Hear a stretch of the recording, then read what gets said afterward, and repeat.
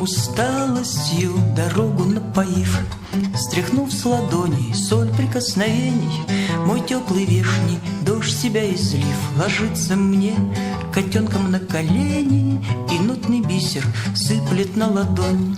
Подарком скромным сам смущен, как будто обычный дождь мурлычет только тронь. Котенком, не привязанным к кому-то, а мне, как это бывает обычно, хочется придумать ему какое-нибудь имя.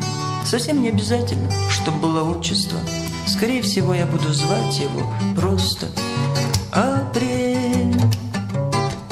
Апрель мне дарит ноты просто так, щекочет пальцы мокрыми усами, колени зябнут, ах, какой пустяк. Из окон бабушки следят за нами, и мне понятно, просто невдомек, зачем сижу у дома на скамейке.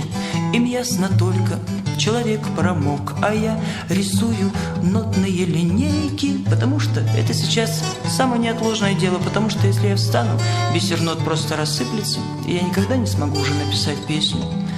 Песню, которую мне решил вдруг подарить Апрель.